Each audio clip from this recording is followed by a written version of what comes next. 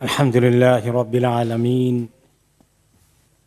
حمدا كثيرا طيبا مباركا فيه يا ربنا لك الحمد كما ينبغي لجلال وجهك وعظيم سلطانك وأصلي وأسلم على أفضل الأنبياء والسيد المرسلين نبينا محمد وعلى آله وأصحابه أجمعين আলহামদুলিল্লাহ আজকে আমাদের সিরাতুন নবী ধারাবাহিক আলোচনার তৃতীয় অধিবেশন শুরু হচ্ছে।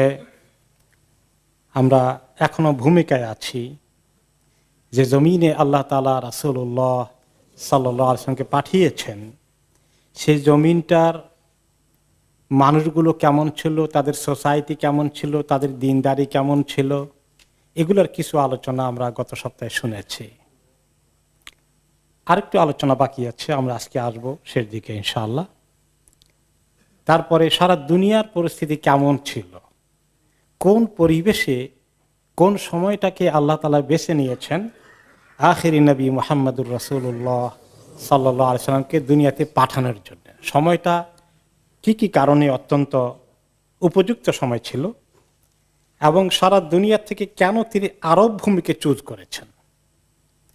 তিনি তো শুধু একলাই, যেমন রাহমাতুল আলামিন সাইয়্যিদুল আম্বিয়া ওয়াল মুরসালিন, তার যেমন অনন্য বৈশিষ্ট্য রয়েছে, কিন্তু উনি ওনার পাশে যে সমস্ত লোকগুলোকে পেয়েছেন, আরবদের লোকগুলোর মধ্যে কি পরিমাণ খারাপ গুণাবলী ছিল, আবার তাদের মধ্যে কিছু লোক এমন ছিল অত্যন্ত ভালো গুণের অধিকারী, এবং সেই গুণের অধিকারী লোকগুলোই ওনার সাহাবী হওয়ার উপযুক্ত হতে পেরেছেন।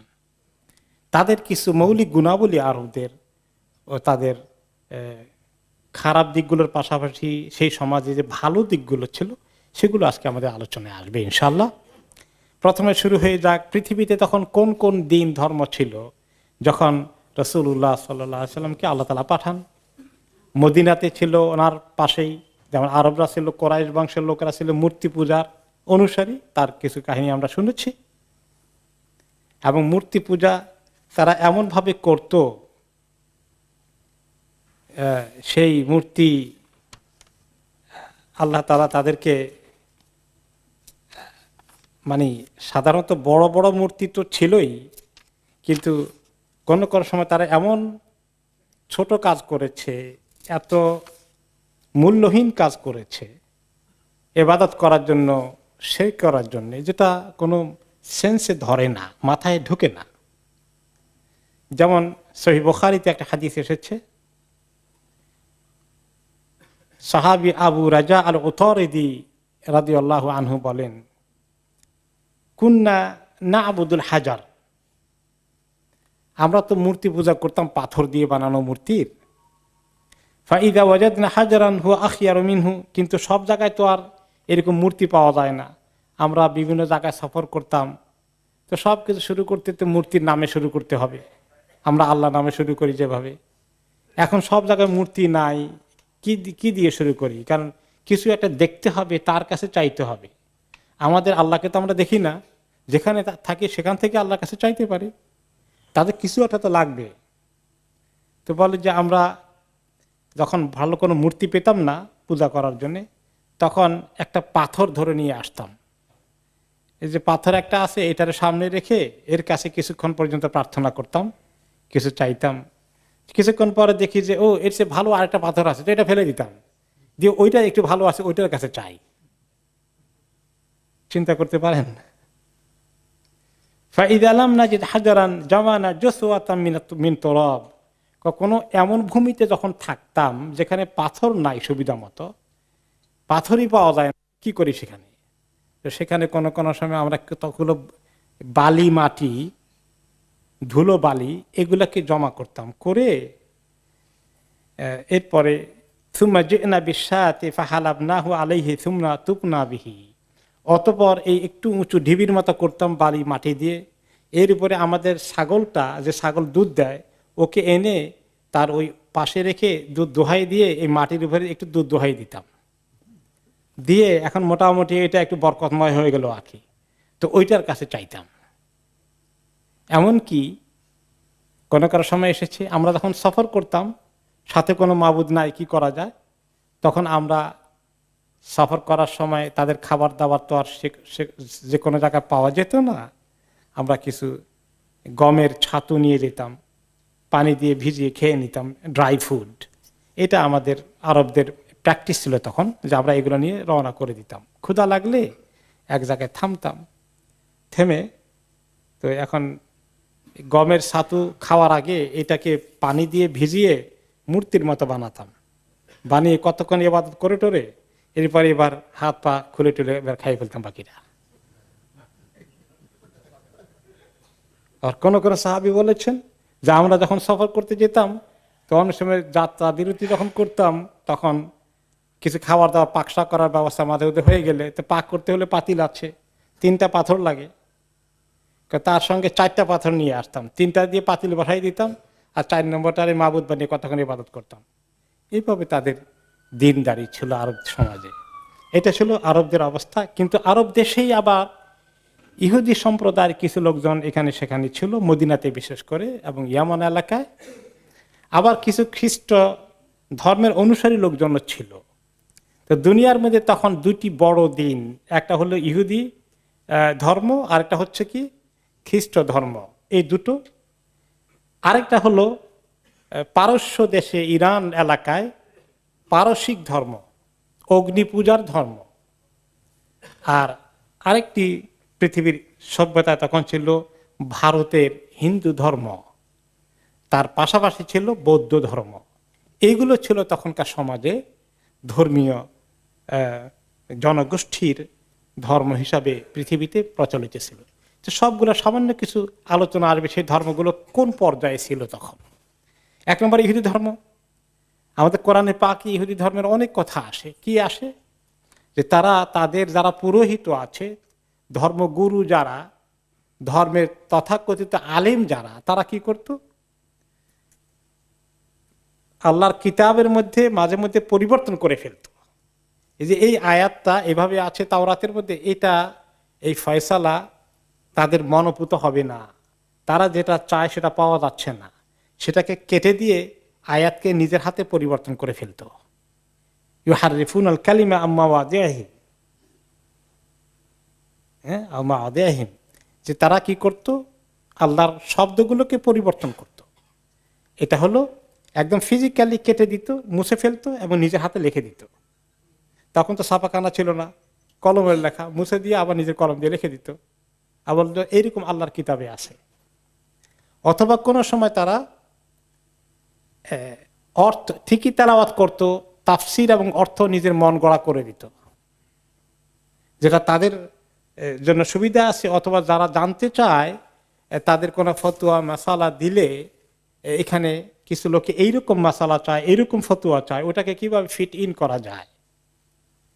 3 নম্বর ছিল যে তারা অনেক সময় আসে একটা, পরে আরেকটা, হাত দিয়ে আপনাকে ধরে রাখে মন গড়া একটা পড়ে দেয়। এবং তারা অনেক কথাবার্তা আল্লাহ তাআলা সম্পর্কে বলেছে যার কোনো দলিল নাই। তারা বলেছে আমরা হলাম আল্লাহর বাছাই করা গোষ্ঠী, একান্ত আল্লাহর আপনজন, আবনা উল্লাহ ও আহিব্বাহু, আমরা আল্লাহর সন্তানের মতো এবং তার সবচেয়ে প্রিয়। আমাদেরকে আল্লাহ তাআলা জাহান্নামে বেশি দিন জ্বালাবেন না, বড় জোর 40 দিন জ্বালাবেন, তারপরে আমরা মুক্ত, আর কোনো চিন্তা নাই। আর সব মানুষকে তো অনাদিকাল জ্বালাবেন, এখন 40 দিন জ্বলারও এত সাহস আছে? নাউযুবিল্লাহ। এরপরে তারা আরো বলেছে ইয়াদুল্লাহি মাগলুলা, আল্লাহর হাতটা হচ্ছে একেবারে গলার মধ্যে লাগানো, আল্লাহ দিতেই চান না মনে হয় না, এত আসে এত কম কম করে দেন খালি। নাউযুবিল্লাহ। তো আল্লাহ তাআলা বলেছেন গুল্লাত আইদিহিম, তাদের হাত গলার সঙ্গে লেগে থাকুক, অভিশপ্ত করেছেন আল্লাহ তাআলা। তারপরে তারা আরো বলেছে যে হে নবী মুহাম্মদ, আপনার কাছে কে আসছে? জিবরাইল আসছে, জিবরাইলকে আমরা পছন্দ করি না মোটেই। যে মিকাইল আর ইসরাফিল মোটামুটি 2জন ভালো ফেরেশতা, তারা যদি ওহী নিয়ে আসতো কনসিডারেবল ছিল। এই তাদের ধর্মের মধ্যে এরকম বিকৃতিগুলো ছিল। খ্রিস্ট ধর্মের মধ্যে কি ছিল? খ্রিস্ট ধর্ম যে ঈসা আলাইহিস সালামে এক আল্লাহর ইবাদত করতে বলেছেন, সেখানে কয় মাবুদ যোগ হয়েছে? 3 জন, ত্রিতত্ত্ব, ট্রিনিটি। এগুলো নবী করিম সাল্লাল্লাহু আলাইহি ওয়াসাল্লামের জামানায় তার আগে থেকেই তাদের মধ্যে চলে এসেছে। এবং সেখানেও তারা মন গড়া বিভিন্ন রকমের শরীয়তের মাসালা তাকে চেঞ্জ করে করে করে তারা পরিবর্তন করে। তাদের ওলামারা বসে কনফারেন্স করে যে নবীর শরীয়তকে পাল্টিয়ে দেয়। এখন আমাদের মুসলমানদের আলেমরা মিলে বিশাল এক কনফারেন্স করে কোরআন হাদিসের বিপরীত কোনো ফতোয়া তৈরি করে এটা গ্রহণ করা যাবে? প্রশ্নই আসে না। আল্লাহ তাআলা আমাদেরকে এরকম অপকর্ম থেকে রক্ষা করুন। এইভাবেই করে খ্রিস্ট ধর্মের মধ্যেও ঠিক তেমনি গির্জা কেন্দ্রিক, গির্জার সঙ্গে যারা শাসক আছে তাদের সঙ্গে প্যাক্ট ছিল, যে প্রচুর পরিমাণ ট্যাক্স আদায় করবে। এই করকে তারা মানে মনে করত যে রাষ্ট্রে যত কর চায় সবটা দেওয়াকে তারা ইবাদত হিসাবে ডিক্লেয়ার করে দিয়ে ওখান থেকে একটা পার্সেন্টেজ তারা নিজেরাও পেত। এমনকি আপনারা জানেন যে মধ্যযুগে ইউরোপে পর্যন্ত কেউ মারা গেলে ধর্মযাজকরা ওয়ারিশরা যদি চাইতো তাদের পিতামাতাকে, প্রিয়জনকে জান্নাতের সার্টিফিকেট সহকারে কবর দিত, এবং কোন ধরনের জান্নাত চায় সেটার ব্যবস্থাও আছে। এইভাবে ধর্মের মধ্যে খ্রিস্ট ধর্মে এরকম অবস্থা হয়েছে। এরপরে আপনি যদি যান পার্শ্ববর্তী, এরপরে পারস্য দেশে, সেখানে তাদের মধ্যে যে ধর্ম ছিল এই ধর্মটা আসলে অগ্নি পূজা করে, আগুন পূজার ধর্ম সেটা তাদের, যেটাকে বলা হয় পারস্য সাম্রাজ্য এবং তাদের যারা সম্রাট ছিলেন, শাসক ছিলেন, তাদেরকে বলা হয় রোমান, আলাদাকে বলা হয় কায়সার, আর তাদেরকে বলা হয়তো কেসরা। এটা তাদের উপাধি ছিল। যুগ যুগ ধরে একটি গোষ্ঠী সেখানে তারা শাসন করেছে এবং তাদের ধর্ম ছিল অগ্নি পূজার ধর্ম। কয়েকটি প্রাকৃতিক জিনিসকে তারা পূজা করত, তার মধ্যে একটা ছিল পানি, একটা ছিল আগুন। বিশেষ করে সবচেয়ে বড় মাবুদ ছিল আগুন, এই জন্য বলা হয় অগ্নি পূজক, আগুনের পূজা। এখনো তাদের কিছু কিছু অংশ, অল্প কিছু বাকি আছে ইরান এলাকায়, এবং কিছু কিছু লোক তাদের ভারতে বোম্বাই এলাকায় আছে, পারসিক বলে এদেরকে, পারসিক অগ্নি পূজক। এরা খুব করে সাংঘাতিকভাবে এই অগ্নি পূজার ধর্মকে তারা ওই এলাকায়, ইরান এবং ইরাক এবং পার্শ্ববর্তী এলাকায়, মধ্য এশিয়া চতুর্দিকে তারা এই ধর্মটাকে চর্চা করত। এবং তাদের দৈনিক 4 বার করে সূর্যের ইবাদত করার, সূর্যের উদ্দেশ্যে ইবাদত করা কম্পালসারি ছিল, ফরজ ছিল। যেভাবে আমাদের 5 ওয়াক্ত আছে, আল্লাহর জন্য আমরা নামাজ আদায় করি, তারা দৈনিক 4 বার অগ্নি পূজার এই ইবাদত করতে হতো। ওকে, এরপরে পাশাপাশি তারা আবার চন্দ্রের ইবাদত করত, সূর্যের ইবাদত করত, আগুনের পাশে পানির ইবাদত করত। এরপরে তাদের এত দোয়া দরুদ বানিয়ে নিয়েছে প্রত্যেকটি কাজে কর্মে, যেভাবে আমাদের প্রত্যেকটি কাজের আগে দোয়া আছে, সকালবেলা দোয়া আদকার আছে, সন্ধ্যাবেলা আছে, ওটার খুব ইহতিমামের সাথে করতো তারা। এরপরে আপনার খাওয়ার আগে পরে সব কাজে একেবারে বাকায়দা দোয়ার অবস্থা। এরপরে তাদের যে মাবুদ আছে আগুন, বড় মাবুদ, এই আগুন যেন কখনো না নিভে, শিখা অনির্বাণ। এই শিখা অনির্বাণ পারসিক ধর্মের জিনিস মুসলিম ধর্মে গিয়ে শিখা অনির্বাণ চলছে আর চলছে, আছে না এরকম? মুসলিম দেশে এই শিখা অনির্বাণ চলে। এটা শিরক, কুফর। কোত্থেকে আসছে? সেই অগ্নিপূজকদের থেকে। না বুঝে এটার কি ইহতিমামের সাথে এই শিখা অনির্বাণ চলতেছে একটি মুসলিম দেশে। সেই মুসলিম দেশটাকে আশা করি আপনারা চিনেছেন। ওকে, এরপরে তাদের আরো তত্ত্ব ছিল পারসিক ধর্মের মধ্যে, অগ্নিপূজা ধর্মে। তাদের বড় মাবুদ, এগুলো তো হলো প্রাকৃতিক জিনিস, কিন্তু এর উপরে তাদের 2 জন মাবুদ আছেন অনেক বড়, যেগুলো প্রাকৃতিক বিষয় না, ধরা ছোঁয়া দেখা যায় না, অদৃশ্য মাবুদ। সে দুটো তারা বিশ্বাস করতো বে ইলাহাইন ইসনাইন, 2 জন মাবুদ পৃথিবীর মধ্যে, মানে সারা দুনিয়াকে কন্ট্রোল করে, সারা বিশ্বকে, সারা সৃষ্টিকে কন্ট্রোল করে। আহাদুহুমা আন-নূর আও ইলাহুল খাইর ওয়াসানি আয-যালাম আও ইলাহুশ শার। এই 2 জন মাবুদ মিলে দুনিয়া চলে। কোন কোন সময় তাদের মধ্যে যুদ্ধও হয়। একজন হচ্ছেন নূর, লাইটের মাবুদ, তিনি খুব ভালো মাবুদ, ভালো জিনিসের মাবুদ। আর একজন হচ্ছেন অন্ধকারের মাবুদ, আর তিনি হচ্ছেন সব খারাপ যত কিছু আছে এগুলার মাবুদ তিনি। এই 2 মাবুদের দ্বন্দ্ব আছে। এখন তারা দোনো মাবুদকে ম্যানেজ করে চলতে হয়, কারণ যদি ওই ভালো জিনিসের মাবুদের পূজা না করে তাহলে তো তিনি ভালো কিছু দিবেন না।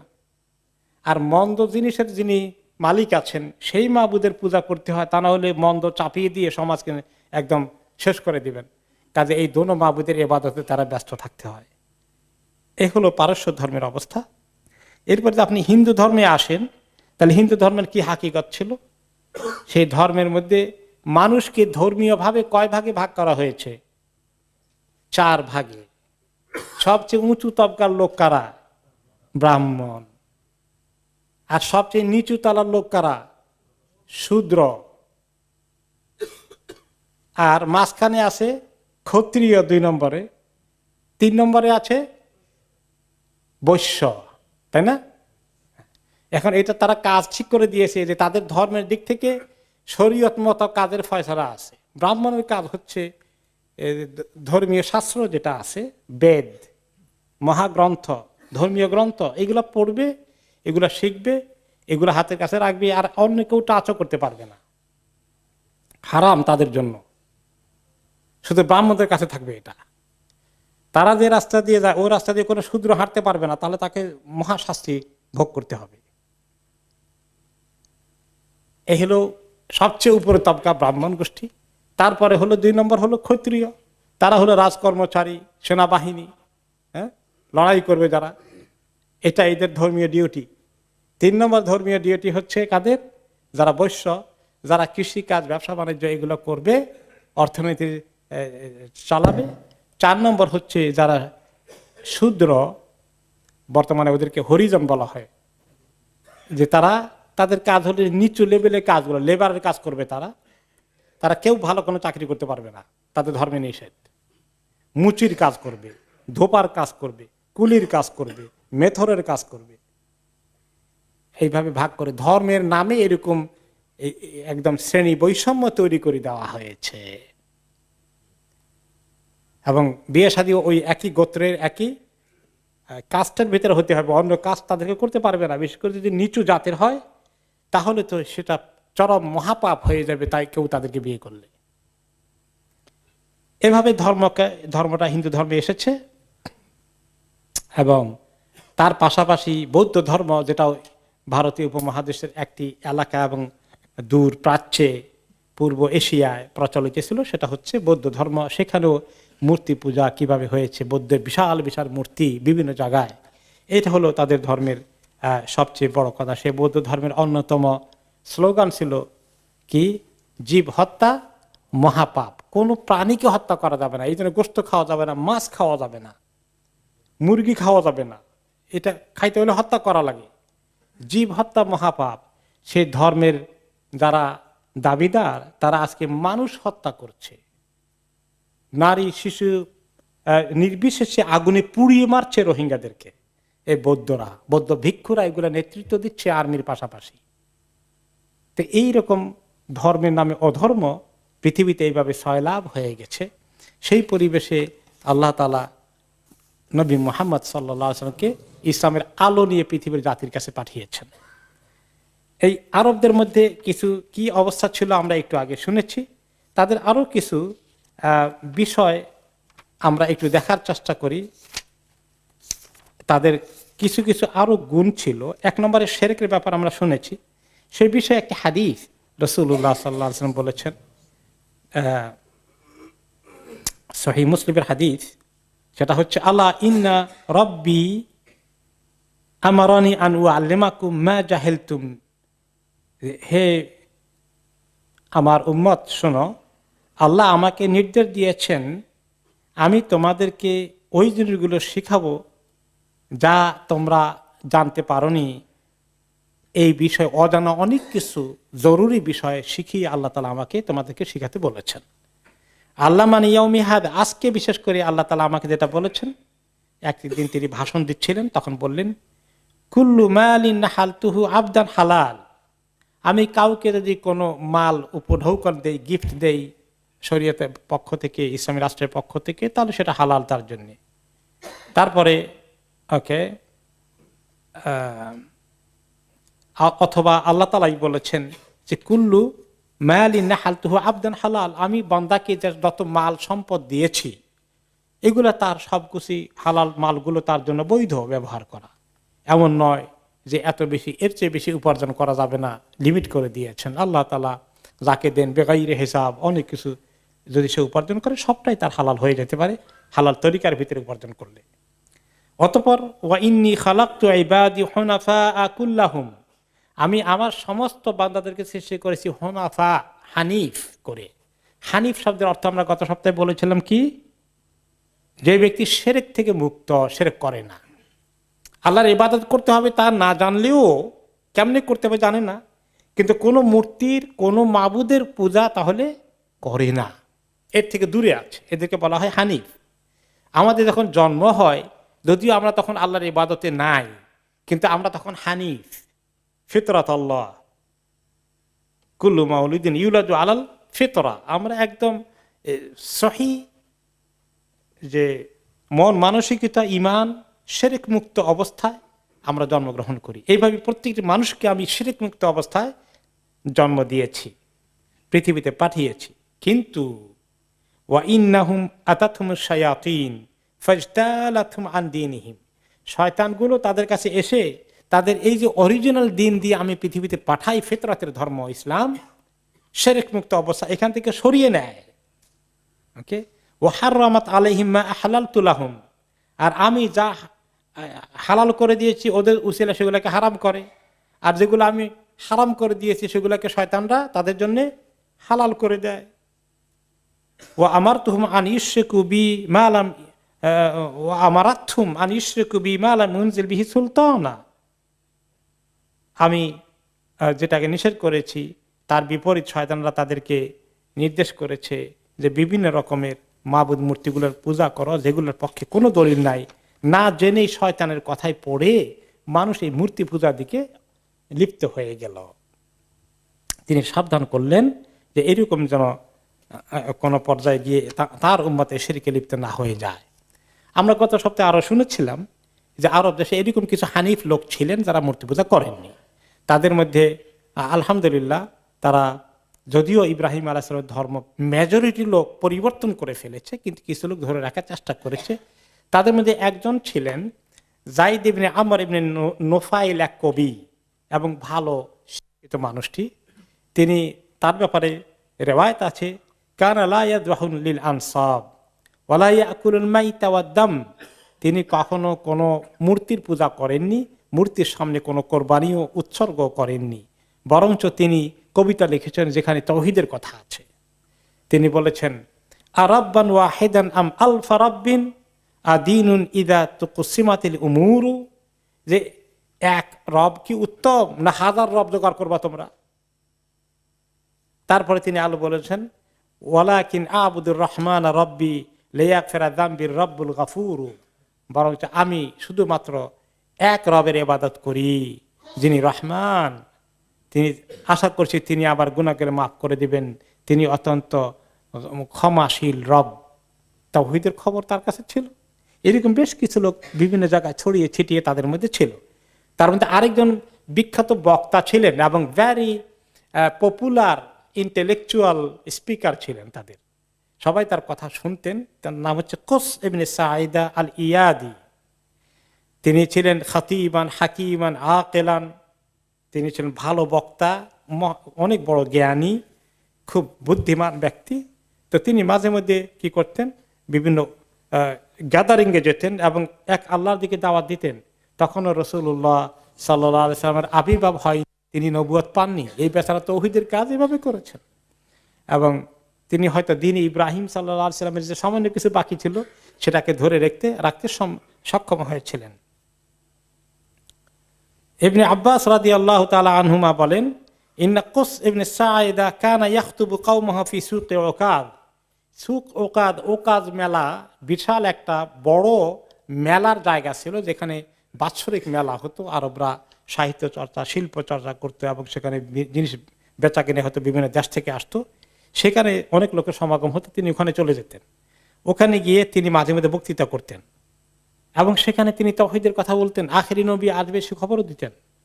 তিনি বলেছেন, সায়ালামু হাক্কু মান হাদাল ওয়াজহ, ওকে, মিন হাদাল ওয়াজহ, যে এই দিক থেকে হক আসবে, এবং সে ইশারা করতেন, ওকাজ তো তায়েফের পাশে, ওই দিক থেকে আসবে, আঙ্গুল দিয়ে ইশারা করতেন। ওই দিকটা কোন দিকে ইশারা করতেন? মক্কার দিকে, যে ওই দিক থেকে হক আসবে। তাকে জিজ্ঞেস করা হলো, প্রশ্ন করা হলো বক্তৃতার মধ্যে, ওমা হাদাল হক, কোন হকের কথা তুমি বলো, কোন হকের খবর দিচ্ছ? তখন বলল, রাজুল মিন ওয়ালাদিল উআই ইবনে গালিব ইয়াদউকুম ইলা কালিমাতিল ইখলাস ওয়া আইশিল আবাদ ওয়া নাঈম লা ইয়ানফাদ। শোনো, কোরাইশ বংশ থেকে একজন লোক আসবেন, যিনি তোমাদেরকে এক তাওহীদের দিকে দাওয়াত দিবেন, এক আল্লাহর ইবাদতের দিকে, এবং তিনি তোমাদেরকে আখেরাতে মহা শান্তির ঠিকানার সন্ধান দিবেন এবং নিয়ামতের খবরগুলো দিবেন। উনি যখন আসবেন, ফাইন দাআকুম ফাজিবু, উনি ডাকলে, তোমাদেরকে দাওয়াত দিলে, দিনের কথা বলে তোমরা সাড়া দিও। ওয়ালাউ আলিমতু আন্নী আইশু ইলা মা বাসিহি লাকুনতু আউওয়ালা মান ইয়াসআ ইলাইহি, যে আমি যদি জানতাম যে তিনি কোত্থেকে আসবেন, কবে আসবেন, তিনি এই দায়িত্ব নিয়ে হাজির হয়ে যাবেন এবং আহ্বান করবেন, আমি সবার আগে তার ডাকে সাড়া দিব যদি আমি তাকে পেয়ে যাই। কিন্তু তার আফসোস হচ্ছে, যেটা পরবর্তী পর্যায়ে প্রমাণিত হয়েছে, সে যদিও নবী করিম সাল্লাল্লাহু আলাইহি সাল্লামকে পেয়েছেন, কিন্তু নবুয়ত পাওয়ার আগে জানতে পারেনি যে এই লোকটাই ওই লোক। তখনও নবুয়ত ডিক্লার হয়নি, ওহী নাজিল হয়নি। মুহাম্মদ সাল্লাল্লাহু আলাইহি সাল্লাম তখন আর 10 জন মানুষের মতোই তাদের কাছে, সমাজের আরেকজন মানুষ মাত্র। এই জন্য তিনি নবুয়ত পাওয়ার আগেই ওনার ইন্তেকাল হয়ে গেছে। বেচারা এই জিনিসটাকে মিস করেছেন। তো আরবদের এই যে কিছু ভালো অবস্থা কিছু লোক ছিল, যদিও তাদের সংখ্যা কম, আমরা এখন দেখব যে ওই আরবদের সামাজিক পরিবেশটা কেমন ছিল, সভ্যতা, বিভিন্ন আমাদের সামাজিক আচার অনুষ্ঠানগুলো কেমন ছিল, এর মধ্যে ভালো কি দিক ছিল আর মন্দ কি দিক ছিল। এবং ভালো দিকগুলো খুব দামি জিনিস ছিল, যেগুলো পরবর্তী পর্যায়ে সাহাবীদের মধ্যে বিশাল একটা ভূমিকা রেখেছে ভালো গুণগুলো। আগে আসুই তাদের যে কিছু গুণ ছিল, যেমন তাদের সামাজিক, এটা কোনো রাষ্ট্র ছিল না আরব দেশে, বিভিন্ন কবিলা কেন্দ্রিক ছিল। যেভাবে পারস্য সাম্রাজ্য ছিল, রোমান সাম্রাজ্য ছিল, সেগুলো বাকায়দা পরিপূর্ণ একটা রাষ্ট্রের তরিকায় আছে। কিন্তু আরবদের মধ্যে এরকম কোন রাষ্ট্র আরব দেশে তখন ছিল না। তারা বিভিন্ন কবিলায়, এলাকায় কবিলা লিডার আছে এইভাবে, কিন্তু তাদের কিছু আবার নিয়ম কানুন, রুল, এগুলা রেগুলেশন, তারা এগুলা মেনেছে। একেবারেই যে যাযাবরের মতো ছিল সবাই তা নাই, কিছু এগুলো ফলো করেছে। তার মধ্যে কিছু ভালো জিনিস, যেমন তাদের বংশের বুনিয়াদের ধরে রাখতো, বংশ যাতে নষ্ট না হয়ে যায়, এই জন্য বংশের বাইরে বিয়ে করতো না। যদিও এটা পরিপূর্ণ ইসলামিক থিওরি না, ইসলাম তো আসছে এই যে ভালো যেখানে পাও, দিনদার যেখানে পাও সেখানে পছন্দ করা, কোন বংশের বড়াই এটা না। কিন্তু ওদের বংশের বড়াই সাংঘাতিক ছিল, এটা নিয়ে তারা কখনোই কম্প্রোমাইজ করতো না। এরপরে ছিল তাদের দুটো গুণ তাদের মধ্যে ছিল, লেখাপড়া বেশি তারা করতো না, স্কুল কলেজ এগুলো কিছুই ছিল না, মাদ্রাসা। মাঝে মাঝে অল্প কিছু লোক একটু লেখালেখি জানতো সামান্য, কিন্তু মেজরিটি লোকে লেখালেখি নাই। কিন্তু তাদের ব্রেইন খুব শার্প ছিল। তাদের দুটো সাহিত্যের মধ্যে একটা হলো বক্তৃতা করার মতো ভালো ভালো বক্তা ছিল মাঝে মধ্যে, এরা ভালো ভালো জিনিস সমাজে প্রচার করত। যেভাবে কাস ইবনে সাঈদের একটা লেকচার আপনারা শুনলাম, ও কাজ থেকে একটুখানি যিনি বলেছেন। আর কবিদের ব্যাপক প্রভাব ছিল, কবিতা চর্চা খুব করেছে তারা। সুবিধা হয়েছে কি, তাদের লেখাপড়া না থাকার কারণে সব মৌখিকভাবে মুখস্থ ধরে রাখতে হয়েছে, এবং তাদের মতে এত কবিতা মুখস্থ করে রাখা পৃথিবীতে আর কোনো জাতি পাওয়া যায়নি। এবং তারা আরবি সাহিত্য পড়েন, মাদ্রাসা ইসলামিক ইউনিভার্সিটিতে পড়েন, তাদেরকে কবিতা পড়তে, আমাদেরকে পড়তে হয়েছে, প্রচুর কবিতা পড়তে হয়েছে। কোরআন হাদিস বোঝার জন্য ওই কবিতাগুলো ব্যাখ্যা হিসাবে খুব কাজে লাগে। তো এই বড় বড় নাম করা 10টি কবিতার সংকলনের নাম হলো আশারা মুআল্লাকাত, আল মুআল্লাকাতুল আশারা। তারা মাদ্রাসা পড়েছেন জানেন, তাই 10টার মধ্যে বেশি নাম করা হলো 7টা সাবু মুআল্লাকাত। এই সাবু মুআল্লাকাত কোন কোন জায়গায় আরো 3টে অ্যাড করে আশারু মুআল্লাকাত বলা হয়। কবিতাকে তারা এত পছন্দ করত, এই আপনার কবিতাগুলোকে কাবার ঘরের চতুর্পাশে ওয়ালে তারা লিখে রেখেছিল, যে এগুলো এত দামি সাহিত্য তাদের কাছে। সত্যি আরবি সাহিত্যের সবচেয়ে প্রাচীনতম মৌলিক নিদর্শনের মধ্যে সাবু মুআল্লাকাত এখনো সমস্ত আলেমরা পড়ে আসতে হয়, কারণ ওগুলো পড়লে আরবি ভাষা রপ্ত হয় ভালো।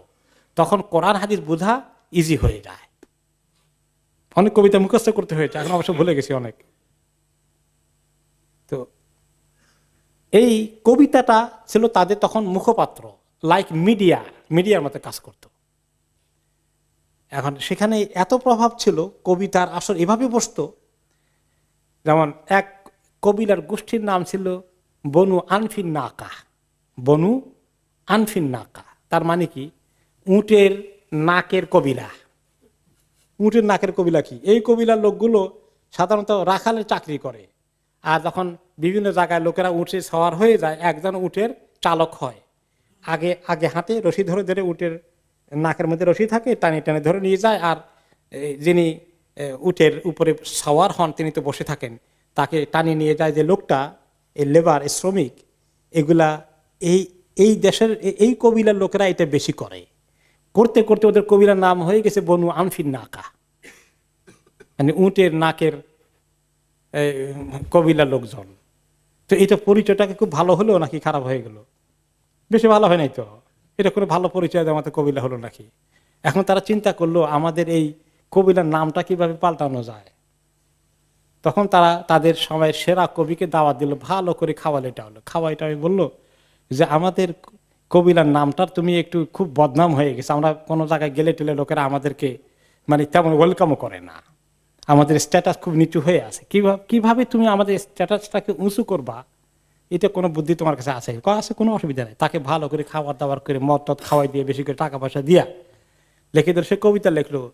কবিতার অর্থ হচ্ছে এই যত কবিলা আছে তার মধ্যে সেরা হলো বনু আনফিন নাকা, কারণ তারা থাকে উটের সামনে আর সব কবিলা থাকে উটের পিছনে। এই কথাটাকে সে এমন কায়দা করে বলেছে, এটা খুব ছড়িয়ে গেল। এখন বনু আনফিন নাকার অনেক সুনাম হয়ে গেল, আর এই কবিতার সঙ্গে সম্পৃক্ত হওয়া এখন গৌরবের বিষয় হয়ে গেল। আরেক লোক ছিল, তার প্রায় জন 10 কোন রেওয়ায়েতে বোন ছিল, বিবাহ দিতে পারছে না। আর কোন রেওয়ায়েতে তার মেয়ে ছিল গোটা 10 মতো, একটারও বিয়ে হয় না। গরিব মানুষ, কেউ তার মেয়ে নিতে আসে না। এখন সে কি করলো, একটা বুদ্ধি করলো। এক নাম করা কবি ছিল, কবিকে দাওয়াত দিল। দাওয়াত দিয়ে ভালো করে যাই আছে তার বেচারা গরিব মানুষের মানে নিজের গায়ের দামি চাদরখানা উপহার দিয়ে দিল। তারপরে নিজে একটা উঠ ছিল, ভালো করে জবাই করে খাওয়াইলো তাকে খাওয়া দিয়ে বললো যে আমার তো দূর অবস্থা, আমার মেয়েগুলোর বিয়ে হয় না, আমার সামাজিক অবস্থা তত উঁচু না, কেউ আসে না, তো প্রস্তাব নিয়ে কি করি, আমি ঠেকে গেছি। কোনো অসুবিধা না, আমি কবিতা লিখবো। এমন প্রশংসা তার জোরে দিল সে, কয়েকদিনের মধ্যে তার সবগুলো মেয়ে প্রস্তাব এসে মাশাআল্লাহ ভালো ভালো জায়গা বিয়ে হয়ে গেছে। তো এটা এই জন্য বললাম যে এটার এত প্রভাব ছিল। এই জন্য বলা হয় যে আশ-শা'রু দিওয়ানুল আরব, কবিতা ছিল আরবদের মিডিয়া। এবং এই জন্য যখন রাসূলুল্লাহ সাল্লাল্লাহু আলাইহি সাল্লাম যখন মদিনাতে আসলেন, হিজরত করে ইসলামের প্রচার হয়ে গেল, তখন আরবরা এই কবিতা ব্যবহার করলো। নবী করিম সাল্লাল্লাহু আলাইহি সাল্লাম ওনার পরিবারের সদস্যদের ব্যাপারে, ওনার ব্যাপারে বিশ্রী কথা বলে বলে কবিতা লিখে খুব প্রচার শুরু করে দিল, যাতে করে এটার এত নেগেটিভ ইম্প্যাক্ট হয়ে যায় লোকেরা ইসলামের দিকে না আসে। তখন রাসূলুল্লাহ সাল্লাল্লাহু আলাইহি সাল্লাম এর মোকাবিলায় কবিতাকে ব্যবহার করলেন। হাসান ইবনে সাবিত রাদিয়াল্লাহু আনহুকে বললেন যে আপনি কবিতা লেখেন, রূহুল কুদুস জিবরাইল আলাইহিস সালাম এসে আপনাকে হেল্প করবে। এবং অনেক কবিতা লেখলেন, এগুলো জবাব দিয়ে দিয়ে দামি দামি কবিতা লিখলেন। এগুলো ছড়িয়ে গেল, ওগুলোর মোকাবিলা আরব দেশে একদম কবিতার যুদ্ধ শুরু হয়ে গেল। এবং আলহামদুলিল্লাহ মোকাবিলা করতে পারলেন স্বয়ং রাসূলুল্লাহ সাল্লাল্লাহু আলাইহি ওয়াসাল্লাম। এই জন্য ওই কবিতাগুলো এনে মসজিদে নববীতে নিজে স্টেজ বানিয়ে দিয়ে হাসানকে বলে তুমি এখানে কবিতা পড়ো, আর সাহাবীরা শুনতেন আর এগুলো ছড়িয়ে দিতেন। This is the media at that time. তো এভাবে তাদের সাহিত্যের প্রভাব সাংঘাতিক ছিল। আর সেই জাতি কোরআনের মূল্য বুঝতে পারবে যে জাতি সাহিত্যের মর্যাদা বুঝে। যখনই তাদের কাছে কোরআন এসেছে, হ্যাঁ এটা এমন জিনিস, আমরা তো আরবি সাহিত্য চর্চার একদম উঁচু মানে আছি। যদি এটা মুহাম্মাদের নিজে তৈরি করা হয়, তাহলে এই সাহিত্যের কোনোটার সঙ্গে তো মিলে না, তার চেয়ে অনেক উঁচু। এই দেখেন সাহিত্য, এই প্রচার এবং প্রসারে তারা যেভাবে ভূমিকা রেখেছে, ওই জিনিসটা এখন কোরআন প্রচারের জন্য, ইসলাম প্রচারের জন্য কোরআন যে কত দামি জিনিস, এটা বোঝার জন্য সুবিধা হয়েছে। এই ছিল সাহিত্য এবং কবিতার প্রভাব। তাদের মধ্যে আরেকটা জিনিস ছিল খুব খারাপ, মহিলা সংক্রান্ত বিষয়। তারা মহিলাদেরকে ভালো করে কোনো অধিকার দিত না পুরুষদের সমান। নারী পুরুষের যে একটা সাম্যের অধিকার আছে, মানুষ অলাকাত কাররামনা বনি আদম, আল্লাহ তাআলা যে বলেছেন বনি আদমকে আমি সম্মানিত করেছি, পুরুষ এবং মহিলা উভয়কে। মানুষ হিসেবে তার সম্মান অবশ্যই সমস্ত সৃষ্টির ঊর্ধ্বে, কিন্তু তারা মহিলাদেরকে এই সম্মান দিত না। এক নম্বরে তারা কি করত, যে যদি কোনো পিতা মারা যান, পিতা মাতা মারা যান, সম্পদ রেখে, এই সম্পদের মালিক কি হবে, কোনো মেয়ে সম্পদের কিছু পাবে না। কারা পাবে? শুধু ছেলেরা পাবে। আবার ছেলেদের মধ্যে সব ছেলেরা পাবে না, যেগুলো বাবার মধ্যে বড় বড় ছেলে হয়েছে, যারা লড়াই করার মতো যোদ্ধা হয়েছে, তারা পাবে শুধুমাত্র। যেগুলো তার চেয়ে ছোট, মাইনর, নাবালিগ, এরা কোনো কোনো কবিলা আক্রমণ করলে যুদ্ধ করতে পারবে না, এরা পাবে না। এরপরে আপনার যদি নিজের ছেলে মেয়েদের মধ্যে শুধু ছেলে আছে, শুধু মেয়ে আছে, ছেলে নাই, তাহলে সে মারা গেলে তার মেয়েরাও পাবে না, ওই মেয়েদের কাজিনরা পাবে। এরকম একটা ঘটনা ঘটলো নবী করিম সাল্লাল্লাহু আলাইহি ওয়াসাল্লামের জামানায়, মদিনাতে ঘটেছে। আওয়াস ইবনে সাবিত নামে একজন সাহাবী ইন্তেকাল করলেন। তখন কিন্তু শরীয়তে কোরআনের মিরাসের আইন আসে নাই, নাজিল হয় নাই। তখন সে মারা যাওয়ার পরে তার দুটো মেয়ে রেখে গেল, ছোট মেয়ে, বা তারা মোটামুটি বয়স হয়েছে এখন। তাদের দুইজন চাচাতো ভাই ছিল, তারা এসে তাদের সমস্ত সম্পদ নিয়ে গেল, যে এই পরিবারের পক্ষ থেকে আমরা যোদ্ধা হিসাবে আসি, গোটা পরিবারের গোষ্ঠীর পক্ষ থেকে যোদ্ধা আমরা, আমাদের হক এটাই এই আরব সমাজের নিয়ম। তো মেয়েদের মা বলে যে মেয়েগুলোর কিছু রাখবা না, কারণ এটা তো আমাদের হক। তো এক কাজ করো, মেয়ে দুটাকে তোমরা অন্তত বিয়ে করে নিয়ে যাও, তাহলে আমি অন্তত নিশ্চিন্ত হয়ে গেলাম, তোমরা চাচাতো ভাই বিয়ে করতে পারো। বলে না ওরা দেখতে সুন্দর না, দেখে বিয়ে করা যাবে না, এটা আমাদের পছন্দ হয় না। তখন নবী করিম সাল্লাল্লাহু আলাইহি ওয়াসাল্লামের কাছে আসলেন ওই মহিলা, মেয়ে দুটোর মা, যে এসে বলেন, ইয়া রাসূলুল্লাহ তুফি আওস, আপনি তো জানেন আপনার সাহাবী আওসের ইন্তেকাল হয়ে গেছে। ও তারাকা ইবনান সাগীরান ও ইবনাতাইন, হ্যাঁ তার একটা ছোট্ট ছেলে আছে আর দুটো মেয়ে আছে। তো ছোট ছেলেও তাদের দৃষ্টিতে, ওই সমাজের দৃষ্টিতে মিরাস পাবে না, ওয়ারিশ হবে না, মেয়ে দুটো তো হবেই না। এখন তার দুই চাচাতো ভাই এসে, সুয়াইদ এবং আরফাতা তাদের নাম ছিল, দুজনে এসে যা আসিল মাল সম্পত্তি সব নিয়ে গেছে। আমি বললাম তাজাওয়াজা ইবনাতাই, অন্তত তোমার চাচার দুইটা মেয়েকে বিয়ে করে আমাকে দায়িত্বমুক্ত করো, অন্তত আমাকে এতটুকু সিকিউরিটি দাও। ফা আবায়া, তারা পছন্দ করবে না। তখন নবী করিম সাল্লাল্লাহু আলাইহি ওয়াসাল্লাম বলেন, লা তুহাররিকা মিনাল মিরাথি শাইআন, এই দুটো কোনো মিরাস পাবে না। তাৎক্ষণিকভাবে আল্লাহ তাআলা কোরআনে মিরাসের আয়াত নাযিল করে দিলেন, লিররিজালি নাসিবু মিম্মা তারাকাল ওয়ালিদানি ওয়াল আকরাবুনা ওয়ালিন নিসাই নাসিবু মিম্মা তারাকাল ওয়ালিদানি ওয়াল আকরাবুনা মিম্মা কাল্লা মিনহু আও কাসুরা নাসিবা মাফরুদা। পুরুষদের জন্য অংশ রয়েছে তাদের পিতামাতা অথবা নিজস্ব ঘনিষ্ঠ কেউ যদি মারা যান, ঠিক তেমনি মহিলাদের জন্য অংশ রয়েছে যদি তাদের পিতামাতা এবং নিকষ্ট ঘনিষ্ঠ আত্মীয় স্বজন কিছু রেখে চলে যান, কম হোক আর বেশি হোক, নাসিবা মাফরুদা। সূরা নিসা 7 নম্বর আয়াতে আল্লাহ বলছেন যে আল্লাহ ঠিক করে দিয়েছেন কে কদ্দুর পাবেন। তখন এই মিরাসের আয়াত নাজিল হয়ে গেল। যাই হোক, মিরাসের আয়াত পরে এসেছে, আমরা এখন আলোচনা করছি আরব সমাজে কিভাবে মহিলাদেরকে মিরাস থেকে বঞ্চিত করা হয়েছে। এখন আমাদের সমাজে ইসলামের অধিকার দিয়েছেন ইসলাম নারীদেরকে। এখন এখানে যে মিরাস আছে, এই মহিলারা যে সম্পদে ছেলের অর্ধেক পরিমাণ পায়, এটা কি সবাই দেয়? দেয় না, অনেকেই দিতে চায় না, বঞ্চিত করে। তো না দিলে তো ওই জাহেলি সমাজে কাণ্ড হয়ে গেল যে শুধু ছেলেরা পাবে, মেয়েরা পাবে না। 2 নম্বর, তাও আমাদের নারী অধিকার নিয়ে যারা চিল্লাচিল্লি করে, ইসলামী নারীদের অধিকার দেয়নি।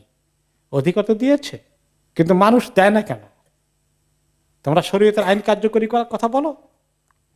এরপর আরেকটা ছিল নারীদের প্রতি দুর্ব্যবহার। সৎ মা থাকলে যদি পিতা মারা যায়, সৎ মাকে বিয়ে করতো পিতার বড় ছেলে, অটোমেটিক্যালি তার স্ত্রী হয়ে যাবে। নাউজুবিল্লাহ। আল্লাহ তাআলা এই বিশ্রী জিনিসকে দেখেন, মায়ের জায়গায় একজন আসছে, তাকে বিয়ে করবে এখন। আল্লাহ তাআলা কোরআন আয়াত নাযিল করলেন সূরা নিসার 22 নম্বর আয়াতে, ওয়ালা তানকিহু মা নাকাহা আবাউকুম মিনান নিসাই ইল্লা মা ক্বাদ সালাফ ইন্নাহু কানা ফাহিশাতাও ওয়া মাকতাও ওয়া সাআ সাবিলা।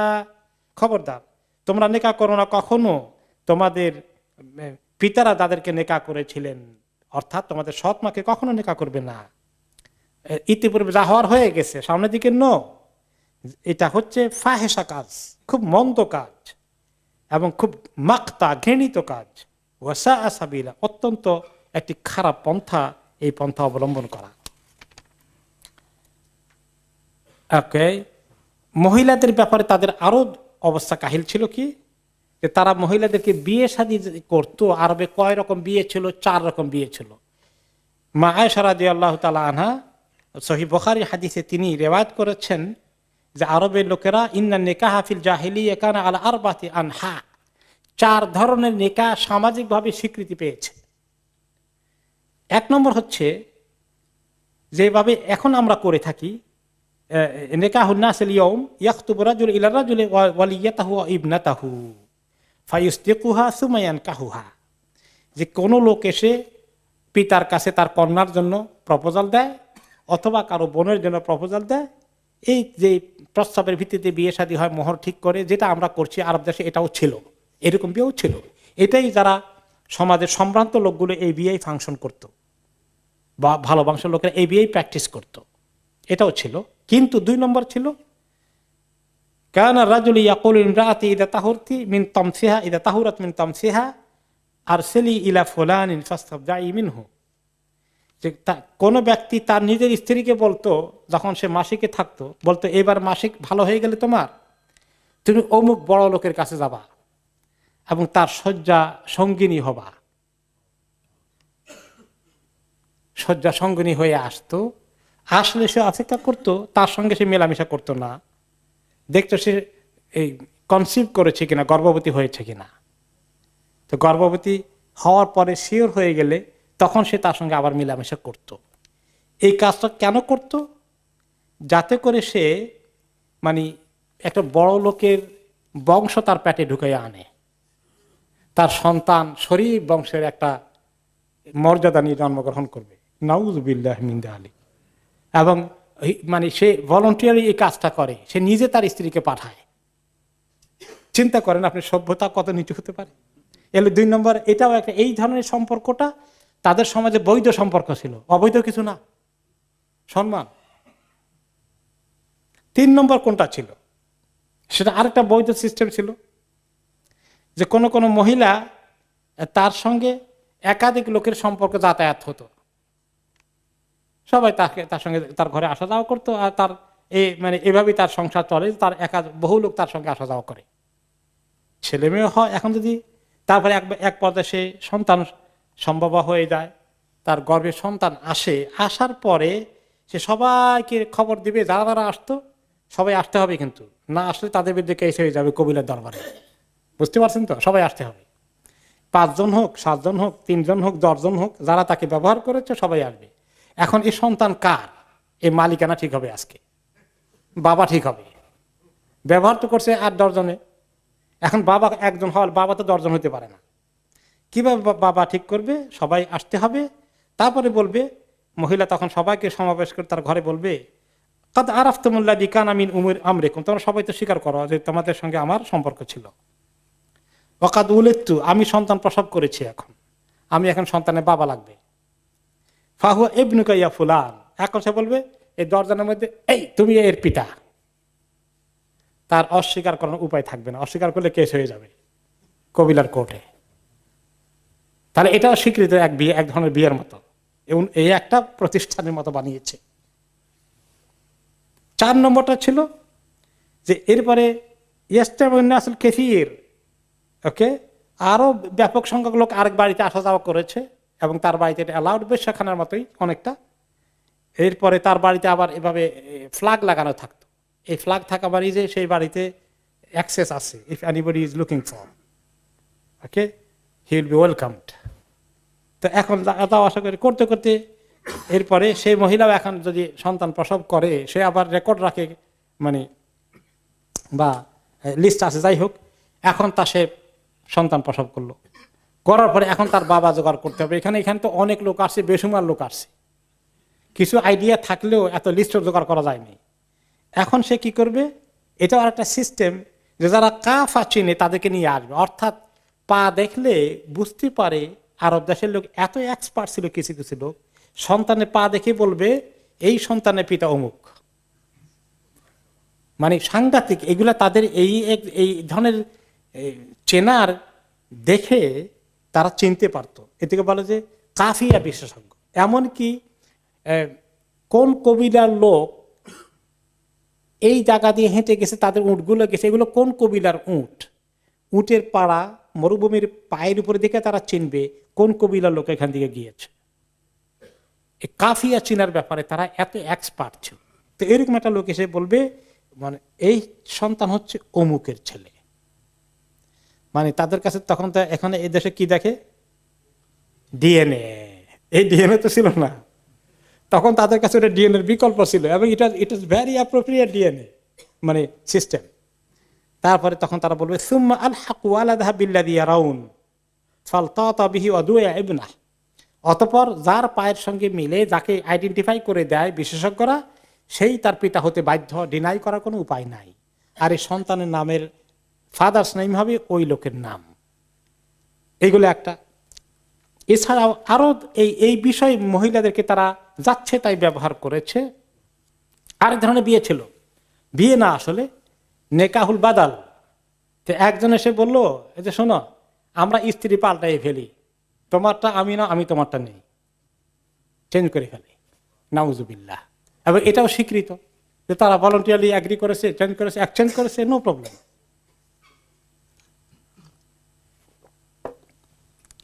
আরেক ধরনের ছিল নেকাহ শেখার, এক কাজ করো, আমার বিয়েকে, আমার বোনকে তোমার কাছে বিয়ে দেয়া, তোমার বোনকে আমার কাছে বিয়ে দিবা, কোনো মোহরানা না, এটাই মোহরানা। এটাকে বলে নেকাহ শেখার। সব ইসলাম এগুলোকে বাতিল করে দিয়েছে। তারা দুই বোনকে একসঙ্গে নেকার মধ্যে নিয়ে আসতো,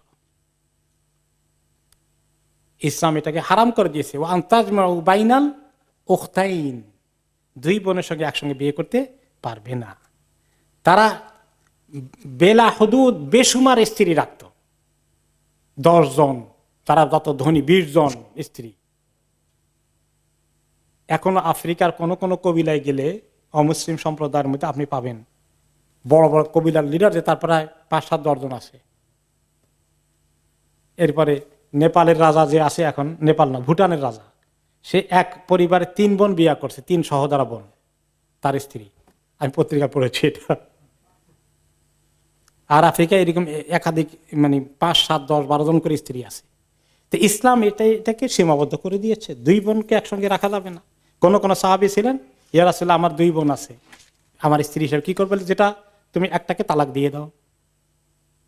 কোন কোন সাহাবী ইসলাম কবুল করেছেন, তার স্ত্রী আছে 5-7-10 জন, যে তুমি 4 জন তোমার যেটা রাখা মুনাসিব মনে করো রেখে, বাকিগুলোকে তুমি ফ্রি করে দাও তালাক দিয়ে, তাদের অন্য জায়গায় বিয়ে হয়ে যাবে।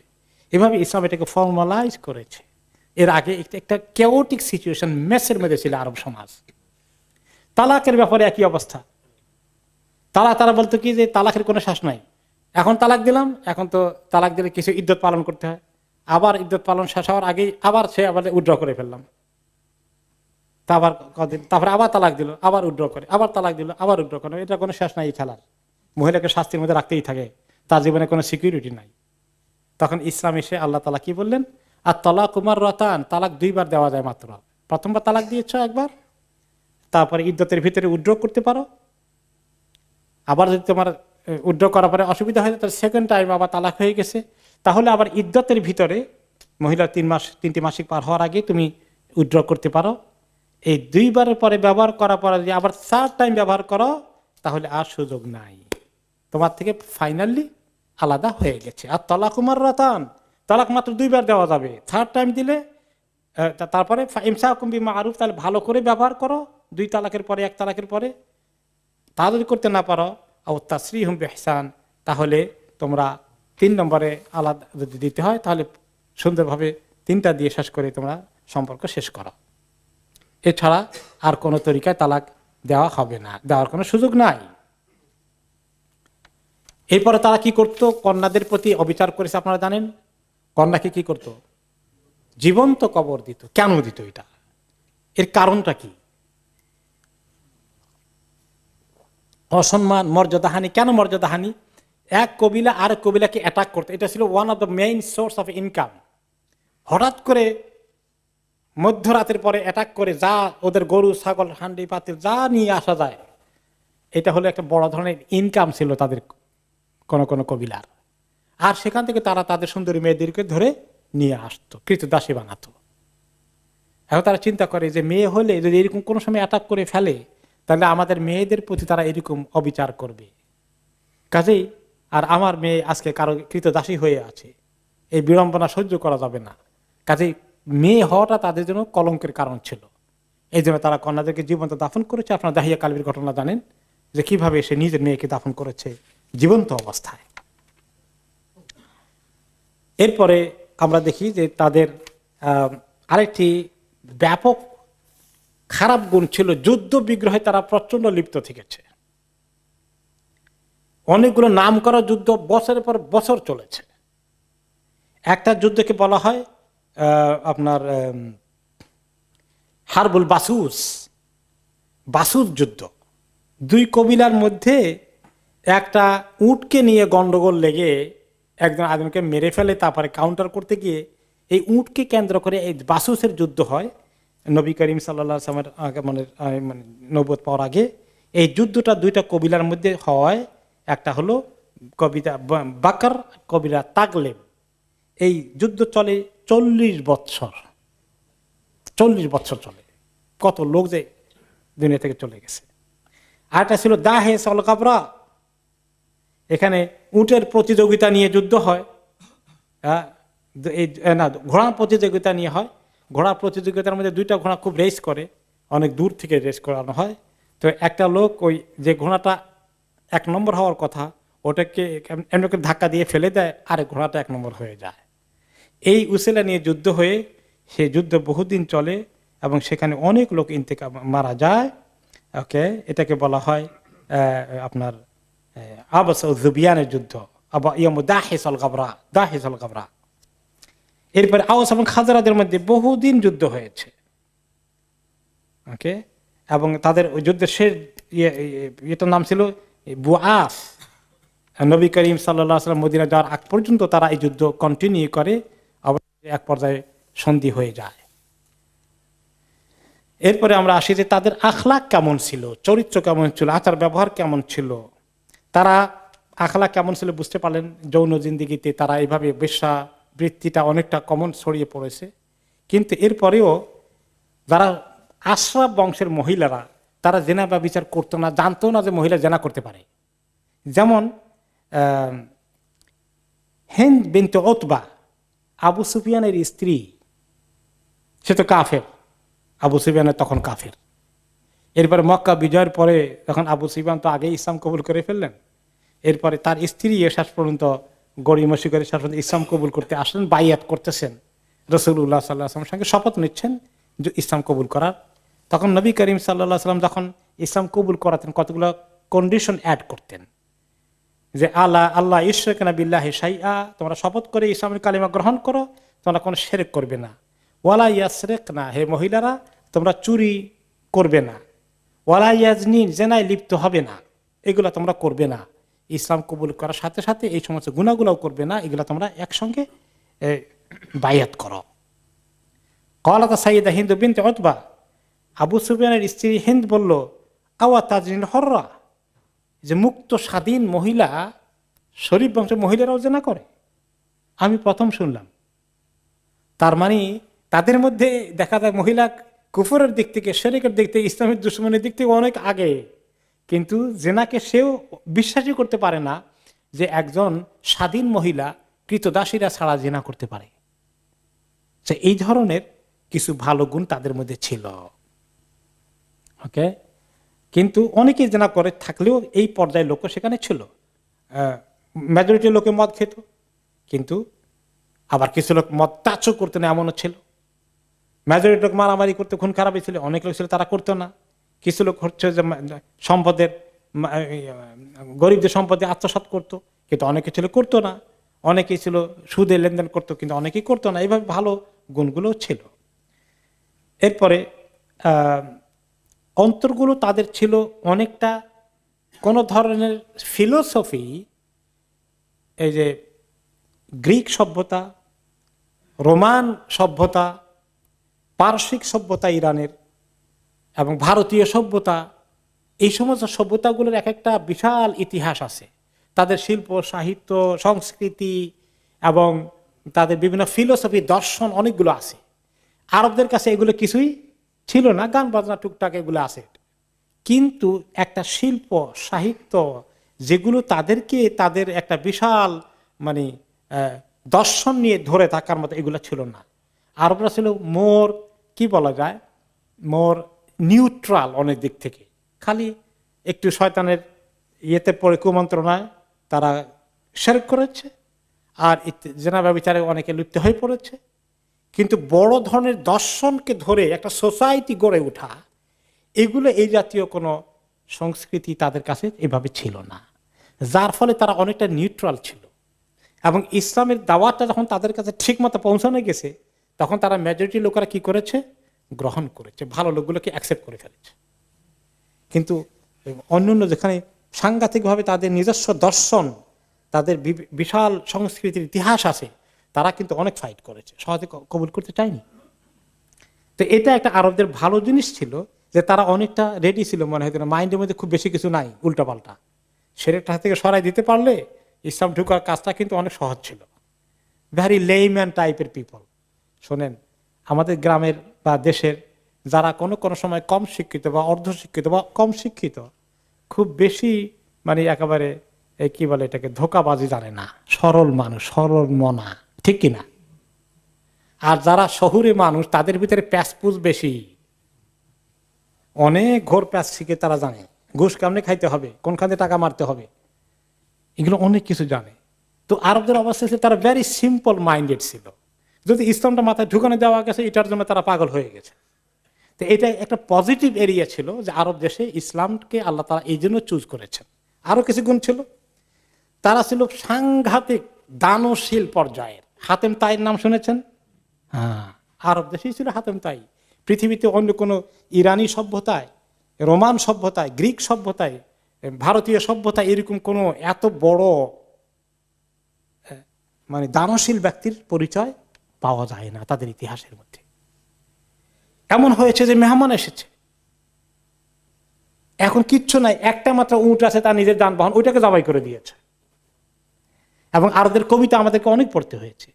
কবিতার বিষয় ছিল দুইটা, একটা ছিল প্রেম গাথা, আর একটা ছিল আপনার ওই এই যে মেহমানদারি, দেওয়ানুল হেমাসা তারা পড়েছেন, ওলাদিয়াফ, আদিয়াফ। এই মেহমানদারি ছিল বিশাল একটা মানে তাদের সাংঘাতিক, এর জন্য অনেক স্যাক্রিফাইস তারা করে ফেলেছে খাবার দাবার খেতে। এটা ইব্রাহিম আলাইহিস সালাম থেকে পেয়েছেন। ইব্রাহিম আলাইহিস সালাম বসে থাকতেন, কোনো মেহমান না আসলে তিনি লাঞ্চ করতেন না, লাঞ্চ রেডি করে বসে থাকতেন। মানুষ পেয়ে গেলে ধরে নিয়ে বাড়ি একসঙ্গে বসে খেতেন, একলা খেতেন না। তো এই জিনিসটা তারা পেয়েছে। এবং তাদের লেখাপড়া ঠিকই আছে, স্কুল কলেজে মাদ্রাসা এগুলো নাই, কিন্তু তারা সাহিত্য চর্চা এমন করা করেছে, ভাষা চর্চা এমন করা করেছে, তাদের মুখস্থ শক্তি ছিল সাংঘাতিক। তাদের বংশ বুনিয়াদ এক গোষ্ঠী থেকে মানে 14 বংশ, 20, 25, 30 বংশ উপরের দিকে বহু বংশ মুখস্থ আছে। আপনি কয়টা মুখস্থ আছে?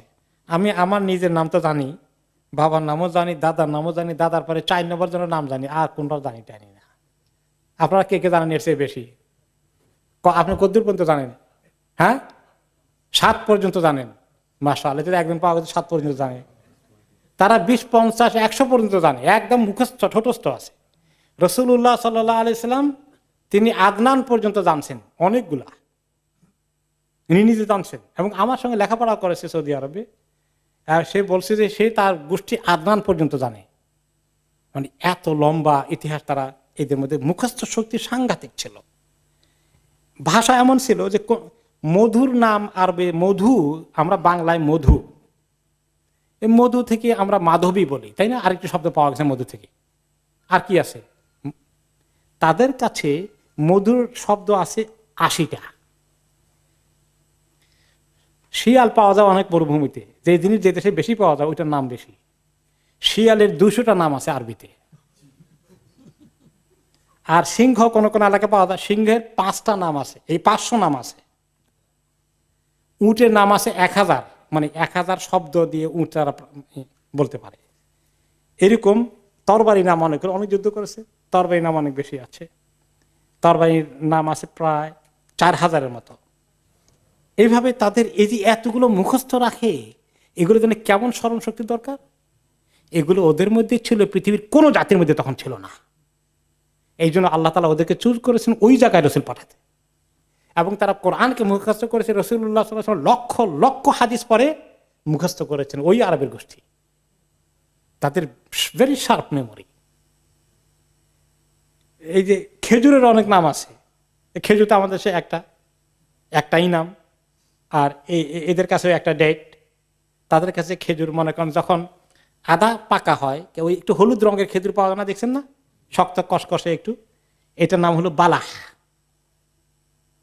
এরপরে যখন আরো পেকে যায়, রসে টলটল হয়ে যায়, নরম, এটাকে বলে রোতাব। এরপরে যখন আপনার এই যে এখন নর্মাল খেজুর হিসেবে শুকনো, মানে মোটামুটি পেকে টাইট হয়ে গেছে, একেবারে লুজ থাকে নাই, একটু টাইট হয়েছে, এগুলোকে বলে তামর। এইভাবে করে তাদের প্রচুর নাম এই খেজুরের আছে। হ্যাঁ, এরপরে তারা খুব বীরত্ব তাদের মধ্যে অনেক ছিল, বীর পুরুষ। এবং এটা দেখা যায় যে তারা প্রত্যেক যুদ্ধ হওয়ার আগে বলতো যে 2 কবিলা যুদ্ধ করবে। এখন যুদ্ধের আগে 2 জন আসবে যে আমার সঙ্গে কে পার্সোনালি মোকাবিলা করো, ওই দিক থেকে আসো। এবং এই তরিকাকে স্বয়ং রাসূলুল্লাহ সাল্লাল্লাহু আলাইহি ওয়াসাল্লাম ব্যবহার করেছেন বদর যুদ্ধে, যে তারা আসছে যে তোমাদেরকে চ্যালেঞ্জ করি, সাহস আছে আমার মোকাবিলা করতে। তারা একজন আসছিল, তাদের মোকাবিলা এক সাহাবী গিয়েছেন। 2 নম্বরটা বেরিয়ে আসছে, আমার মোকাবিলা কে করবা? মুসলমানদের মধ্যে আরেকজন গেছেন। কারো যদি মোকাবিলা করতে কেউ না যায়, তাহলে কি প্রমাণিত হবে? ভীরু কাপুরুষ, আর তারা বীর পুরুষ। তো এই জন্য তারা এইভাবে, তারা জানে যে আমরা 2 জন বের হলাম 2 দিক থেকে, একজন মরবো আরেকজন বাঁচবো, সাক্ষাৎ ফাইট করতেছে 1 to 1। এইভাবে তারা নিজেরা মৃত্যুকে মোকাবিলা করার মতো সাহস তাদের আছে। ভ্যারি যোদ্ধা, ভ্যারি মানে কি বলা যায়, অসম্ভব সাহসী তারা। ওকে, এরপরে কেউ যদি তাদের কাছে সাহায্য চাইতো, আসে তাকে আশ্রয় দিয়েছে, কোনো দিন সে এখান থেকে হাত গুটাই নিবে না, মরলে মরতে হবে। নবী করিম সাল্লাল্লাহু আলাইহি সাল্লাম যখন তায়েফে তিনি প্রস্তর বর্ষিত হলেন, মক্কায় ঢুকবেন যে আসলে তারা অ্যাটাক করবে, তিনি তখন আরেকটি কাফের কবিরার আশ্রয় নিলেন, আমাকে তোমরা নিরাপত্তা দাও। তারা নিরাপত্তা দিল, এবং তারা বলে যে কোরাইশ এর গায়ে হাত তুলে আমরা তোমাদের বিরুদ্ধে যুদ্ধ করব। এগুলো তারা রক্ষা করত। ওরা প্রেসার দিয়েছে, কিন্তু তারা প্রেসার মানে নাই। তারা স্বাধীনতা পছন্দ করত। এই জন্য আরব দেশে কোনো রাষ্ট্র গড়ে ওঠেনি, সবাই স্বাধীন, কবিরা পাঠানদের মতো আর কিছুটা। খুব মানে নিজে মাথা নত করবে না সহজে, খুব ফ্রিডম, মানে তাদের স্বাধীনতার চেতনার লোকজন তারা। এরপরে তারা চুক্তি করলে চুক্তি সহজে ভঙ্গন করতো না, এবং তারা পরিষ্কারভাবে কথাবার্তা বলার ক্ষেত্রে তারা কোনো ধরনের মুনাফিকি, দুর্নীতি এগুলো পছন্দ করতো না। ভেরি সিম্পল মাইন্ডেড, যেটা বলবো বলবো, মিথ্যার আশ্রয় সহজে নিত না। আবু সুফিয়ান কোথায় গিয়েছেন? ব্যবসা বাণিজ্য করতে শাম দেশে গিয়েছেন। সেখানে তখন রোমান সম্রাট এসেছে দেশের ভিজিট করতে। আর ওই সময় রাসূলুল্লাহ সাল্লাল্লাহু আলাইহি ওয়াসাল্লাম চিঠি পাঠিয়েছেন কার কাছে? রোমান সম্রাট হিরাক্লিয়াসের কাছে, যে আসলিম তাসলাম। মদিনা থেকে চিঠি গিয়েছে যে তুমি ইসলাম কবুল করো, আল্লাহ তাআলা তোমাকে ঠিক রাখবেন, তোমার সাম্রাজ্যও ঠিক থাকবে, আমরা তোমার সাম্রাজ্যে কোনো হাত দেব না, আল্লাহ তোমাকে আরো বাড়িয়ে দিবেন তুমি ইসলাম কবুল করলে। একটা তার কাহিনী আপনারা জানেন। তো সে এখন ভেরিফাই করার জন্য বললো যে এইখানে আরবদের এই নবী মুহাম্মদের গোষ্ঠীর কেউ এখানে আসে কিনা। সে তো কোরাইশ বংশের নবী, কোরাইশ বংশের কোনো ব্যবসায়ী আরব দেশের মক্কার কেউ আসে কিনা। ওই সময় আবু সুফিয়ান কোথায়? শাম দেশে। কি জন্য গিয়েছেন? সে ব্যবসা বাণিজ্যের মালপত্র বিশাল ইম্পোর্ট করতে গিয়েছেন। তাকে ধরে নেওয়া হলো যে সে one of the leaders, he is even, তার সঙ্গে মুহাম্মদের সম্পর্কও আছে, তারা তো একই গোষ্ঠীর লোক। ওনাকে ধরে নিয়ে আসালো তো সে এখানে তাকে জিজ্ঞাসা করলো, মোহাম্মদ সাল্লাল্লাহু আলাইহি ওয়াসাল্লাম সবকে অনেকগুলো প্রশ্ন করেছে, তিনি কেমন, কোন পরিবার থেকে এসেছেন, তার দাওয়াত কোন লোকেরা গ্রহণ করে, এইভাবে অনেকগুলো প্রশ্ন। এখন সে প্রশ্ন করে কারণ ওই রোমান সম্রাট জানে যে আখিরি নবীর লক্ষণ কি কি হবে, এগুলো সব বাইবেলে ছিল। এখন আবু সুফিয়ান চিন্তা করছে যে আমি সত্য সত্য কথা বলি, লোকটা সত্যবাদী কিনা, আল আমিন কিনা, এখন নাকি মিথ্যা কথা বলেছে কোনো সময়। এখন আবু সুফিয়ান তো জানে নবী মুহাম্মদ সাল্লাল্লাহু আলাইহি ওয়াসাল্লাম কখনো মিথ্যা কথা বলেননি। তো এরকম এক একটা প্রশ্ন করেছে, সে সবগুলো হক জবাব দিচ্ছে। এখন সে কিন্তু আবু সুফিয়ানের তো কষ্ট, আমি তো সব হক বলছি, সব তো মুহাম্মদের পক্ষে যাচ্ছে, এখন আমি তো কিছু বলা দরকার যা তার বিপক্ষে যায়, এখন কি বলবো? এখন বলে তো মিথ্যা বলতে হয়। বলে যে লাউলাল হায়া উ আন ইয়াসিরু আলাইয়া কাযিবান লাকাযিবতু আনহু, আমার এত কষ্ট হয়েছে, সব সত্য কথা বলতে হয়েছে, আমি মিথ্যা বলতে চেয়েছিলাম, কিন্তু একটা লজ্জা শরম আমাকে আটকিয়ে দিয়েছে। আমার সঙ্গে আমার সঙ্গীদের মধ্যে অনেক অনুচর যারা বাহিনী এসেছে, তারা বলবে দেখো আবু সুফিয়ান এত বড় লিডার, ওইখানে মিথ্যা কথা বলে ফেলেছে, এই বদনাম রুটে যাবে। এই বদনামকে তারা এত ভয় করত, মিথ্যা কথা বলতো না সহজে। আর আমাদের এই জমানার শাসকদের খবর কি? হ্যাঁ হ্যাঁ, মিথ্যা কথা বলতে এত ভালো পান ওনারা, মাশাআল্লাহ। এরপরে তাদের আরেকটি বড় গুণ ছিল, তার প্রচন্ড কষ্ট সহিষ্ণু ছিল, অনেক কিছু তারা বরদাস্ত করতে পারত। কারণ হলো যে তাদের খাবার দাবার ছিল ভেরি সিম্পল, খেজুর আর পানি অনেক সময় খেতে হতো। আর যদি খেত, তারা খাওয়ার পরিমাণ তারা কম খেত, পরিশ্রম বেশি করতে পারত, শারীরিকভাবে অনেক মজবুতি তাদের ছিল, অনেক কষ্ট বরদাস্ত করতে পারতেন তারা। গরম ঠান্ডা কি যখন গরম পড়ে, কেমন গরম পড়ে আরব দেশে, এখন তো এয়ার কন্ডিশনার আছে, তখন কোন কন্ডিশন ছিল? ভেরি ব্যাড কন্ডিশন ছিল, হট কন্ডিশন ছিল অনলি। তারা ওখানে সার্ভাইভ করেছে। আর যখন কোন কোন সময় মরুভূমিতে আপনি থাকবেন, বেদুইনদের এলাকায়, যখন রাতের বেলা শীত পড়ে, কেমন শীত পড়ে জানেন? এখানে শীত বরদাস্ত করা যায়, সেখানে শীত আরো কঠিন হয়ে যায়। এরপরে এক দেশ থেকে আরেক দেশে কত দূরে জার্নি করতে হতো, গাছপালা নাই, কি অবস্থায় তারা বসবাস করেছে সেখানে। এর কারণে তাদের শারীরিক শক্তিও আল্লাহ তাআলা অনেক দিয়েছেন। এই সমস্ত অনেকগুলো গুণ, ফিজিক্যাল এবং মৌলিক কতগুলো গুণ তাদের ছিল, যেগুলোকে পৃথিবীর ওই সময়ের মধ্যে অনেক দিক থেকে সবচেয়ে ভালো লোক হিসাবে পাওয়া যায় তাদের মধ্যে তখন। যদিও আইয়ামে জাহিলিয়াত শুধু আরব দেশের মধ্যে সীমাবদ্ধ ছিল না, সারা পৃথিবীতে তখন আইয়ামে জাহিলিয়াত চলছে। কিন্তু অন্যদের যে নিউট্রাল মেন্টালিটি নাই, তাদের যে করাপশন আছে, তারা যে বিভিন্ন রকমের ফিলোসফিতে, দর্শনে নিজের মগজে ঢুকিয়েছে, আরবদের এগুলো ছিল না। তাদের বীরত্বের গুণ ছিল, তারা ভয় ভীতিকে তোয়াক্কা করতো না, তারা গরম ঠান্ডা সহ্য করতে পারতো, তারা কষ্ট করতে পারতো, তাদের স্মরণ শক্তি বেশি ছিল। এই সমস্ত ভালো ভালো গুণগুলো, ফিজিক্যালি তারা অনেক ফিট ছিলেন। মরুভূমিতে তারা বসবাস করে, কোনো আর্টিফিশিয়াল লাইফ নেই, সব প্রকৃতির সঙ্গে যুদ্ধ করে বেঁচে থাকতে হয়। মানে এক একটা মানে জেনুইন জিনিস আর কি, শরীরের ভিতরে যা কিছু আছে। তারা আমাদের তো মাশাআল্লাহ ফার্মে মুরগির মতন হয়ে যাচ্ছে দিন দিন, সব আর্টিফিশিয়াল চলতেছে। তো এই যে শক্তি শারীরিকভাবে মানসিকভাবে দেওয়ার অনেকটা pure comparing to the other Nations, এই কারণে আল্লাহ তাআলা তাদেরকে পছন্দ করেছেন। এই জাতি নবী মুহাম্মদ সাল্লাল্লাহু আলাইহি ওয়াসাল্লামের সাহাবী হওয়ার উপযুক্ত জাতি। এই জন্য অনেক উলামায়ে কেরাম বলেছেন কানাত হাযিহিল ফাদাইল ওয়াল আখলাকুল হামিদা, এই সমস্ত গুণাবলীগুলো, সুন্দর সুন্দর অনেকগুলো মৌলিক গুণাবলী তাদের মধ্যে ছিল, যেগুলা ইসলাম এসে তাদেরকে যখন ইসলাম ধরে ফেলেছে, তখন তাদের মধ্যে এমন চেঞ্জ হয়েছে, তারা যেমন ডিস্ট্রাকটিভ ছিল, এখন ভেরি কনস্ট্রাকটিভ হয়ে গেছে। ইসলামের জন্য এটা দরকার ছিল। এই জন্যই আল্লাহ তাআলা তাদেরকে দিয়ে অনেক ভালো কাজ নিয়েছেন। তারা নবী করিম সাল্লাল্লাহু আলাইহি ওয়াসাল্লামের সাহাবী হওয়ার উপযুক্ত পজিশনে তারা ছিলেন। যে গুণটা ছিল না রোমান জাতির, পারসিক জাতির, ভারতীয় উপমহাদেশের লোকদের, এই কোয়ালিটি ছিল না, আরবদের এই মৌলিক কোয়ালিটি ছিল, যে কোয়ালিটিটা দিয়ে নবী করিম সাল্লাল্লাহু আলাইহি ওয়াসাল্লামকে হেল্প করা দরকার ছিল। ওই সমাজের, পৃথিবীর ওই সোসাইটির সভ্যতার মধ্যে আরব দেশকে আল্লাহ বাছাই করলেন, এবং পৃথিবীর তার পাশে তখন কি ধরনের অন্ধকার জাহেলিয়াত ছিল তার কিছু আমরা এই বিভিন্ন বর্ণনা পেলাম। এই পরিস্থিতিতে আল্লাহ তাআলা নবী করিম সাল্লাল্লাহু আলাইহি ওয়াসাল্লামকে দুনিয়াতে পাঠানোর সিদ্ধান্ত নিয়েছেন।